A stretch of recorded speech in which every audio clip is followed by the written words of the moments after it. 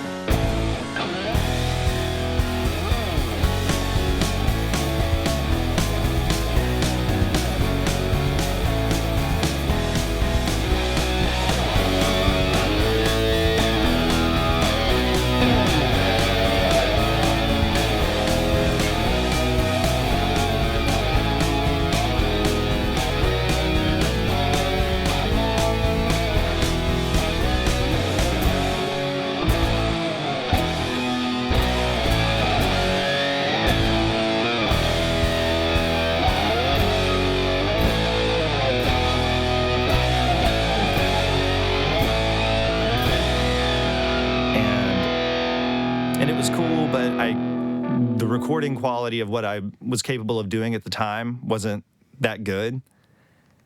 And I knew it was a cool idea worth coming back to, but I knew I wasn't capable of getting it right at the moment. So I was like, all right, I'm gonna hold on to this. But then like a year or so later, I learned a lot about recording, and I was learning even more about writing and harmonizing and everything. And I had a separate idea that I came up with that had nothing to do with that, but that became the da da da da da da da da da da da da da thing.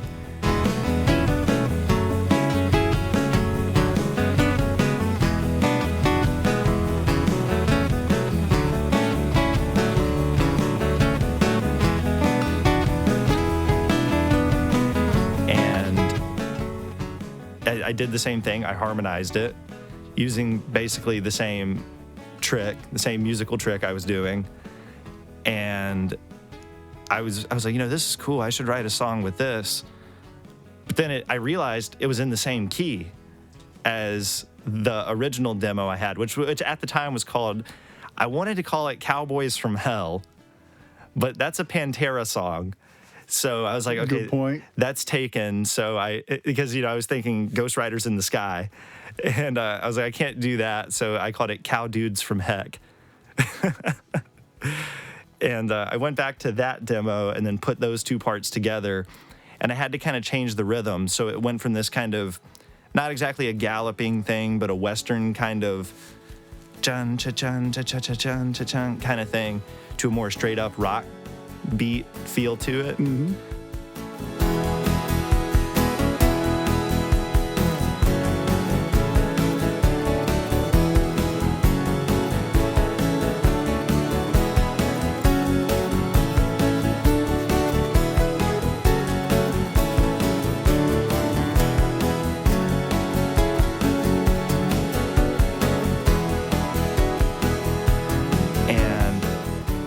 Recorded it like that, still with no lyrics, and then just kind of put it away. It's the same thing. I just felt like I wasn't capable of recording it, and I went back to that demo again a year or two later, and it was around the time that I recorded the demo for Turn Myself. Okay. And I remember that, yeah. I recorded a version of that I was thinking maybe I'd do an EP with that song, just some more rockin' songs. And then I started recording it, and I'd learned more about guitar and recording and everything. And I had figured out how to do that kind of, I call it my pseudo Randy Rhoads thing, where it does the really fast part that's at the end of the solo. And that progression is one that I just like playing over. It's kind of like All Along the Watchtower. And I, was practicing doing this arpeggio kind of thing. And then I was like, oh, I could do this in the same key as that other one and then have this 3-part monster instrumental guitar solo thing that's just like everything I love about guitar heroes of like the 70s, 80s, whatever. So I just had this huge musical guitar monstrosity.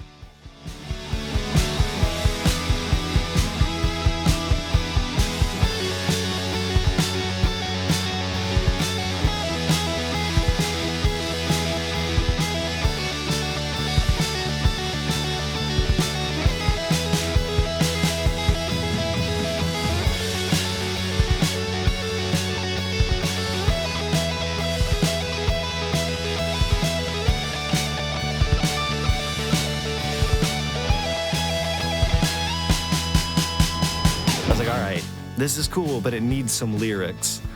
And I was like, all right, now the music has changed. I don't see cowboys in the desert when I listen to it now. Like, what do I see? And I was like, I see cowboys in space. Wasn't there a movie? Oh, Cowboys and Aliens. Yeah. That's a good movie. It was. Yeah, but I was kind of thinking like that, and I was like, all right, well, let's just see where it goes from here. And anyone who knows me knows that given the opportunity, I love talking about aliens. And long story short, they are here. They are 100 million% here. The government has basically admitted it. Well, they have admitted it.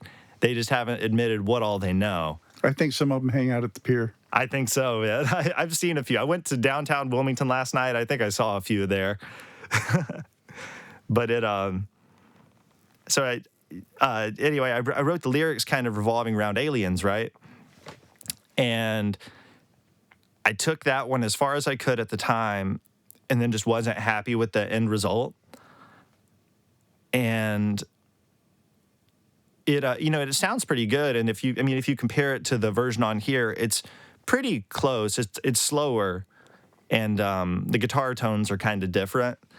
But I went back to it, again, I just put it on the shelf and then came back to it when I started recording some last year. And I was like, all right, I'm going to make this happen. Like, I'm going to learn whatever it takes to get this recording to sound the way I want it to, because I think it's cool. And I think other people would think it's cool. And so So I re-recorded everything, and when I went to do the lyrics, I was like, okay, I need to update these because, I like the idea of it being about aliens. That's something that I'm very interested in, but I wanted to make it current because the lyrics, a lot of it didn't change drastically, but I wanted to make it more relevant to what's happening now. And without getting too in the weeds with the alien thing, the government has admitted that they have crash retrieval programs for crashed UFOs that they've had at least since the 40s. They admitted the first crash retrieval they're aware of that they've acknowledged publicly was in 1933. It was in Italy. It was, I think I'm not wrong in saying Mussolini was in power, and he had it housed at the Vatican. But then the CIA essentially went over there and took it and brought it back to America. So we've gone from that to they've admitted they've recovered. They don't call them aliens, but they say biologic remains or biologics. That was whistleblower David Grush, who was ahead of a program that was looking in to all of the programs the government has had to see what they knew. He testified in front of Congress under oath saying all of this is true. And there's this big movement of like disclosure of like, okay, the government's admitting that they know something. What do they know? So I tried to incorporate some of that into the lyrics so that it's not just this whimsical, oh, it's about aliens. It's more about the government. And, there's a line in there that I think people might not catch the first time, but, it says something like, it's not the usual doom and gloom tonight on the evening news. And though the reasons are still unsure, the talking heads seem self-assured. But to me, it's just the craziest thing. This ain't some product from your TV screen. And as far out as it all might seem, it was thought up by the MIC. I'm actually probably getting some of that wrong. But the MIC, the military industrial complex, what has been the theory for decades and what is kind of coming out now is that UFOs have not been housed directly by the government, but that they were given to defense contractors like Lockheed Martin and Raytheon. And the reason for that is they don't have direct congressional oversight, but they have all of the money and the backing of the government. So they can try to exploit technologies, reverse engineer, do research, whatever, but they don't have to tell the taxpayers about it because it's all under the guise of defense spending. And that's been the theory for a long time. Even you watch like Close Encounters of the Third Kind, which came out in the 70s, it's Lockheed Martin. They're the ones leading everything. Turns out that's a lot closer to, or it seems to be a lot closer to the reality than you might initially think. So anyway, I could go on about the aliens, but that's where the lyrics came from. You can go on for aliens for a little while.